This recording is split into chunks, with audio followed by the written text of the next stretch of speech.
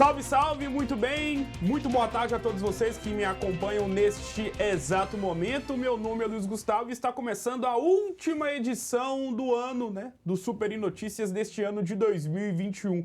E é claro que para a gente poder festejar todas as conquistas que nós tivemos neste ano de 2021, que já está indo embora, 2022 já está batendo na porta, claro que na última edição do Super Notícias em 2021, assim como aconteceu lá em 2020, está aqui ao meu lado ele, líder dos garimpeiros, ele que sabe tudo de política municipal, estadual e, claro, federal, Zé Altino Machado, com as suas análises e opiniões sobre o mundo da política, principalmente se tratando de um ano que vem aí, 2022, é ano eleitoral. Seja muito bem-vindo à última edição do Super Notícias neste ano de 2021. Zé, primeiramente, muito obrigado por ter aceitado o convite mais uma vez e assim como 2020, é uma honra ter o senhor aqui na última edição do Super Notícias neste ano de 2021. Isso é um prazer a gente vir aqui poder falar com a comunidade Valadares através do seu programa e uma honra maior ainda estar fazendo o fechamento do sucesso anual que você sempre teve aqui frente às câmeras de televisão. Só lembrando que depois que você chega a certa idade, você gostaria de saber hoje, saber ontem o que você aprendeu hoje. Sim, claro. Isso é muito importante. E a humanidade tem costume de chamar o ano que chega de ano novo, mas, na verdade, ela mais que se esquece que nós estamos contando nos anos é a idade de Cristo. Com certeza. Que é o tempo de vida que Cristo teve e tem ainda como espírito perto a nós. Com certeza, já começamos o jornal, a edição de hoje, com essa mensagem fenomenal. Zé, para a gente poder começar nosso bate-papo, sei que o senhor tem muitos contatos, constantemente vai até Brasília, então para a gente poder começar nosso bate-papo, queria saber do senhor qual é a análise que o senhor faz sobre o governo federal em 2021, como é que você analisa o governo capitaneado pelo presidente da República, Jair Bolsonaro? A discussão maior, Gustavo, é esse capitaneado aí, o governo capitaneado pelo Bolsonaro.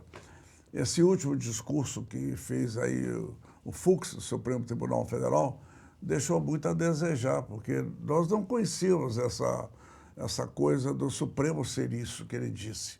Quer dizer, ser uma presidência paralela, que traduzindo o que ele disse foi isso. Então, uma presidência paralela de controle da presidência. Nós nunca tínhamos visto isso no Brasil. Isso, de uma certa forma, fere a Constituição porque não está escrito para a existência disso. E eles são encarregados de proteger a Constituição. E depois não foram eleitos com essa finalidade. Eles foram indicados ao posto. E mais grave é o Bolsonaro ter aceito isso. Eu acho que o governo Bolsonaro se prejudicou muito quando indicou aquele Polícia Federal para ser diretor. Não pela qualidade do diretor, que eu nem conheço, mas indicou para ser diretor, e que o Supremo disse não. Que um ministro do Supremo disse não e ele deixou de fazê-lo. Ele tinha que ter mantido a indicação e poderia dizer que acataria a ordem, sim, do plenário do Supremo, mas mesmo assim embasado em algum motivo real. Sim. Não o fez. Ali eu acho que ele perdeu poderes, ali eu acho que deu a ascensão do Supremo. É errada a ascensão? Não digo que seja errada, mas digo que é uma coisa inexistente na legislação brasileira. E isso causa uma confusão. Quer dizer, o país fica sem comandante, sim, que é o que está acontecendo com o país. Em relação, saindo um pouco do governo do presidente Jair Bolsonaro, e depois nós vamos voltar, mas para a gente poder entrar na nossa seara, no nosso território no qual nós estamos pisando neste exato momento. Governador Valadares, o prefeito André Mello, venceu as últimas eleições disputadas em novembro de 2020, portanto, este ano de 2021 foi o primeiro ano de mandato após a sua reeleição. Como é que o senhor avalia o governo André Mello? O prefeito, quando ele é reeleito, e se logo no primeiro ano do mandato de reeleição dele, ele tem uma inércia muito grande e vamos traduzir a inércia por preguiça, né? Existe uma preguiça de planejamento, porque já sabe que não vai ser. Sim, verdade. Não vai disputar novamente a prefeitura. Mas eu digo uma coisa para o André, para a população. Eu nunca vi as ruas de Valadares dessa maneira. Eu nunca vi os serviços básicos dessa maneira. Mas tenho visto coisas boas. A iluminação pública está boa. Tem muita área de serviço muito boa. Eu não estou vendo mais aquelas crises da área de saúde. Quer dizer, tem muita coisa boa que se aproveita no serviço dele. Tem visto, porém, aquele questão das árvores agora, há pouco tempo atrás, na semana passada, ele não está autorizando mais cortar, mas quem quer tirar as árvores está matando as árvores, está colocando algum veneno, alguma coisa, está matando as árvores. Quer dizer, essas coisas ainda continuam. Mas eu espero que, tenho quase certeza, que ele está deixando as ruas para arrumar no último ano de mandato dele, porque aí cresce a visão da simpatia e eleitoral para perder. Não acredito que ele vai ser candidato a nada. Eu acho que ele perdeu muito espaço na Zona Leste de Minas, que ele tinha, ao primeiro mandato, tinha um espaço, principalmente junto aos ruralistas, mas acho que houve uma perda desse espaço. O que eu lamento, porque no fundo, o adversário, o parceiro dele na política, não importa. Sim. O que interessa é que a região e a cidade tivessem um bom representante e interessado, como ele pareceu ser. Isso é o que seria interessante para nós todos aqui. Porque Valadares tem um problema, Valadares só vê o problema aqui dentro da cidade. Né? Não vê que estando lá fora pode ajudar aqui. Estando lá fora traz uma representatividade maior. Nós chegamos a ter aqui o Ronaldo Perim, por exemplo, que foi um dos maiores, porque foi longe como representante de Valadares. E tivemos também o próprio Mourão, mas só que o Mourão chega na Assembleia, o pensamento dele está em voltar para Valadares, ele não quer ir para frente. Sim. Mas isso prejudica um pouco. E eu espero que o André prossiga a carreira política dele com sucesso, embora eu deseje não tanto, mas que vá com sucesso, de boa representatividade para Valadares. Sobre representatividade e representante, o senhor, que tem muita experiência e conhece os meandros da política valadarense, consegue enxergar alguém que possa representar e ser esse grande representante da política aqui em Governador Valadares? Não necessariamente precisa ser do PSDB ou até mesmo, claro, de outro partido. O senhor consegue enxergar algumas lideranças para o futuro? Não, se essas lideranças antigas da polícia de Valadares der espaço para os jovens, tem muita gente que, tem o Jamil Calil, que é um excelente, que tem uma visão política maravilhosa. Você tem o Jackson Lemos, que é um rapaz brilhante, está aí, é o padrinho, o pai. É uma notícia que eu vou dar para vocês aqui, porque ele é que está, e que me usou um pouquinho como ferramenta do desejo dele, mas o desejo é dele, o planejamento foi dele, que é trazer a Heineken aqui para Valadares. Sim. E eu acho que hoje nós estamos com uma chance poderosa de trazer a Heineken. Muito poderosa. Já estamos em contato com o CEL da Heineken. O CEL da Heineken já está analisando a situação de Valadares. E não que só pelo ponto logístico que é Valadares, mas pela inclusão na área da Sudene, provavelmente, como Pedro Leopoldo perdeu a Heineken com aquela chatura danada lá do Ministério Público, de fazer a cervejaria lá, é provável que ela venha. Valadares está na cabeça dos estudos da Heineken atualmente. Provavelmente eles, inclusive, vêm até aqui a cidade para conhecer. Isso é coisa do Jackson Lemos. Quer dizer, foi ele que ligou, foi ele que pediu, e todos os contatos que eu saí procurando para chegar até a presidência da Heineken foram a pedido dele, exclusivamente dele. Então, é um jovem que se projeta, é uma pessoa que tem cabeça para isso. E se der isso, nós podemos formar um elenco novo de políticos aqui, mais interessados na política da região, na política da cidade, do município, do que propriamente da política pessoal, como tem acontecido até agora. Todo mundo quer o cargo, quer ser o político, quer ser não o representante dos problemas e das necessidades e do progresso da cidade, quer ser representante de si próprio. Sim. E isso causa mal para a cidade. Saindo aqui de Governador Valadares e indo para o governo do Estado, como o senhor avalia a gestão do governador de Minas Gerais, Romeu Zema? Foi uma surpresa para mim. O governador do Estado, para mim, foi uma surpresa. E uma surpresa boa. Quer dizer, foi um governo equilibrado, sem grandes picos, nem de grandiosidade, nem de mediocridade. Ele foi um bom mineiro sentado no governo. Ele foi um bom mineiro, muita moderação, eu aplaudo o governo dele. E se ele for reeleito, eu acho que fará bem para Minas. Se ele manter o mesmo pico porque agora ele ordenou o Estado, arrumou o Estado. E eu acho que agora ele tem a oportunidade de ter um segundo mandato aí e levar o Estado para frente. Eu fico feliz com isso. Embora o meu partido, o PMDB, esteja aí querendo lançar um candidato, que eu acho que não deveria fazer, na minha opinião, mas é só minha opinião. Se lançar, eu estou dentro, porque eu sou partidário, não tem essa coisa toda. Embora o pessoal aí está me esquecendo de fazer reunião do PDB, já não me convidam mais. Aí não. Mas eu não me incomodo, sinceramente, eu não me incomodo com isso, não. E sei até dos desagrados que existem, mas paciência, né? Eu sou do PMDB histórico. Quando ele foi fundado, nós já estávamos dentro dele, eu e o Ronaldo Perim. Mas não tem problema, não tem problema.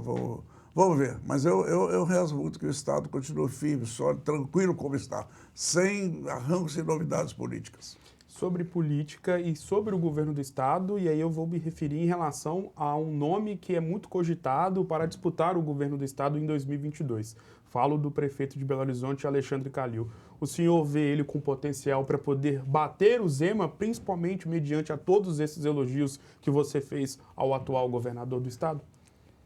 Eu acho muito difícil, porque quando você, em Minas Gerais, quando tem uma disputa entre um populista e de discurso populista, como o próprio Calil essas atitudes dele assim, intempestivas, pessoais, disputando com um equilibrado igual o Zema, é bem complicado. Mineiro não gosta muito disso, né?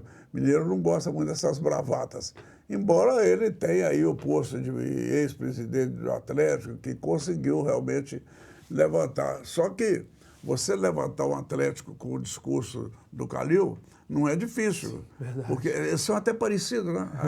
A loucura do Galo é meio parecida com a loucura do Calil. Por isso que bate tão bem. Isso é uma coisa, você criar um incentivo da torcida. Agora, outra coisa é você administrar um estado como Minas Gerais. É muito complicado. Pouca gente sabe que a cultura de Minas Gerais é uma, da região das Minas. A cultura das Gerais é outra completamente diferente.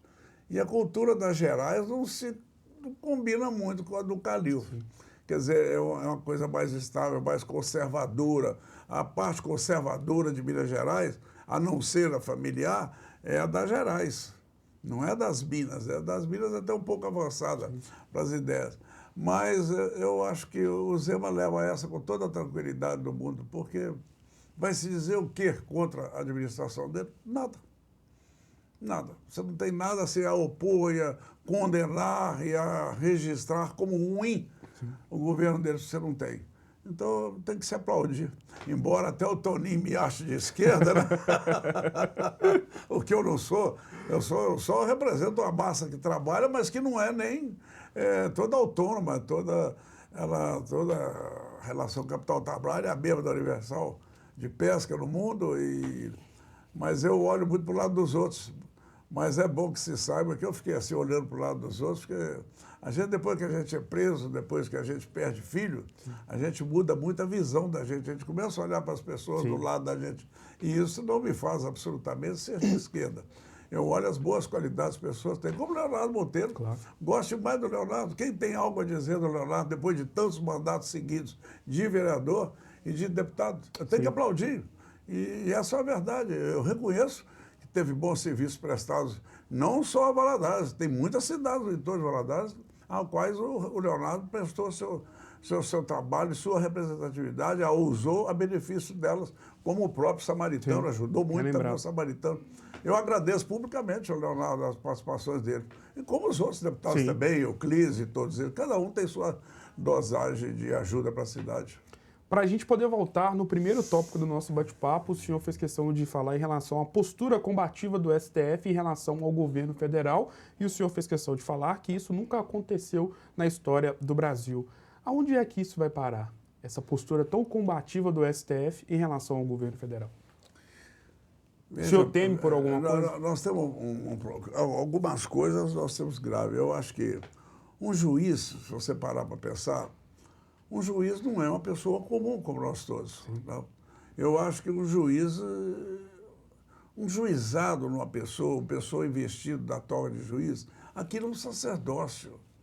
O raciocínio dele não pode ser com a liberdade comum a nós todos. Ele está preso a um segmento de lei, de direitos que ele tem que acompanhar. Sim. Inclusive, ele é o homem que fica entre a lei que se escreveu no papel e o direito que o cidadão tem. Então, a conduta desse juiz tem que ser muito respeitosa ao cargo que ele está investido. Eu me lembro, já que o Toninho falou que eu sou de esquerda, mas eu me lembro quando eu reclamava da ditadura militar, que eu nem achava que era ditadura, porque era aceito pelos políticos, mas eu reclamava, o pai falava comigo sempre, fica quieto que você não conhece a ditadura judiciária. É muito pior, porque quando acontece a ditadura judicial, você não tem para quem recorrer. Aí você cai na questão do Moro, por exemplo. O Brasil está custando a ver quem é esse Moro, que é um juiz que usou da toga, usou daquela missão sagrada de ser juiz para pleitear a política desse jeito e acabar entrando na política como entrou. Quer dizer, ele mostrou para todo mundo que a meta dele era essa. Sim. E eu acho que no seu programa aqui, uma vez eu falei, o Brasil está custando a perceber quem é esse Moro, quem é esse caráter que dirige a vida desse Moro. Aí, de repente, certo ou errado, ele tomou as atitudes dele em relação a pretensos candidatos de retorno à política nacional, que no caso é o Luiz Inácio Lula da Silva. Aí vai no Rio Grande do Sul, o Tribunal do Rio Grande do Sul referenda a decisão que ele tomou, quer dizer, já estava referendado em segunda instância. Aí isso cai no Supremo Tribunal, que é uma casa para discutir questões constitucionais, e um ministro da casa, sem levar ao plenário do Supremo, sem discutir com a corte, toma a decisão de reverter tudo que ele fez e traz de volta o candidato Luiz Inácio Lula da Silva.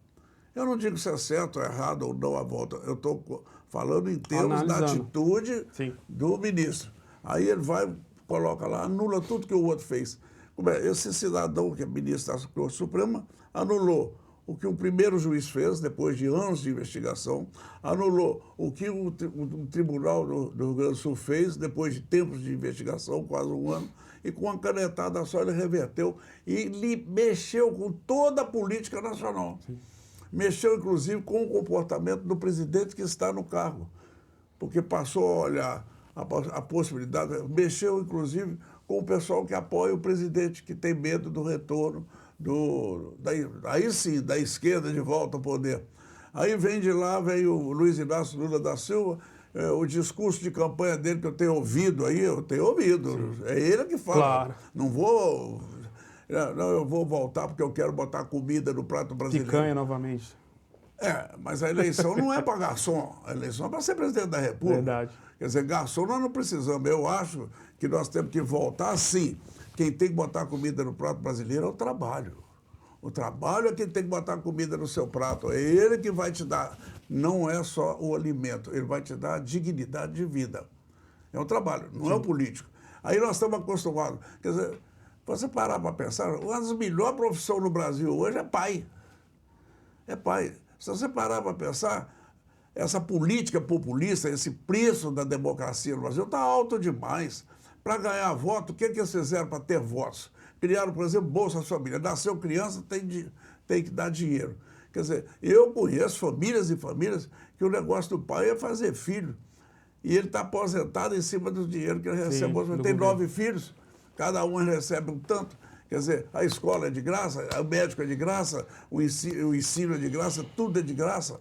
Quer dizer, então você não está precisando trabalhar. A responsabilidade paterna está desaparecendo pela dependência. Esse foi o problema da democracia. Esse foi o problema do discurso populista para ganhar voto do povão.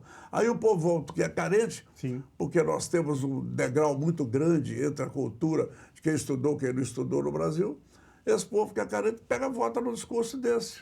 Não, porque ele vai me dar isso, ele vai me dar isso. Ninguém está se perguntando o que eu estou fazendo para produzir para o nosso país. Sim. Quer dizer, o orgulho de ser brasileiro está desaparecendo em função das coisas que a União faz. Quer dizer, que o cara transforma o país na mãe de todos. Quer dizer, é complicado isso. Isso transforma a vida de todo mundo mais difícil, porque você nivela o país por baixo. Quando nós deveríamos não nivelar pelos estudos, mas nivelar pela qualidade das pessoas que têm de enfrentar o trabalho. Nós temos coisas fenomenais no Brasil, é um país fenomenal, nós temos invenções maravilhosas. Outro dia, minha filha querendo comprar um carro, falou, não, pai, eu não quero dramático, eu quero manual, eu gosto do manual. Aí eu estava lembrando e contei para ela. Pouca gente sabe que essa caixa de marcha de carro dramático, sim, foi inventada por um mecânico lá de Pernambuco. Ele que inventou isso. Quer dizer, olha Olha, riqueza. hoje em dia isso é usado para caminhão pesado, para tudo, mas a invenção foi de um porqueira de um pernambucano humilde, simples, maravilhoso, um cara da inteligência rara. Aí chegou lá um cara da GMC e acabou levando isso para a Cadillac, para botar na Cadillac dos Estados Unidos, comprou dele a patente que nem existia, comprou o direito de fabricar e carregou isso. E outras invenções, muitas que o Brasil fez, isso eu estou falando das invenções, não com qualidade da invenção, qualidade da inventiva pessoal de quem fez. Então nós temos muita gente assim no Brasil e nós deveríamos aproveitar mais isso e as pessoas terem a noção que a nação brasileira é mais importante do que nós próprios. Nós próprios precisamos trabalhar mais para a nação brasileira, porque tem um problema grave nesse Brasil. O Rio não se interessa o que acontece lá no Nordeste, o Nordeste não quer saber o que acontece na Amazônia, o Rio Grande do Sul não quer saber o que acontece no Mato Grosso. Quer dizer, nós temos que ter um conceito que o que acontece lá acontece com todos. Existe uma nação. Mas nós vamos chegar lá. O Brasil chegou, é uma potência mundial hoje e quem conhece o interior do Brasil está vendo que é irreversível. Zé, o papo tá bom, nós vamos para o nosso primeiro intervalo e na volta vamos falar das eleições de 2022, o ano que nem começou, mas o papo de eleição já começou neste ano de 2021 e no segundo bloco o Zé vai contar tudo, né, sobre o que ele tem achado sobre as pesquisas e também, claro, sobre os possíveis candidatos para as eleições de 2022. Eu vou para o primeiro intervalo e volto já já.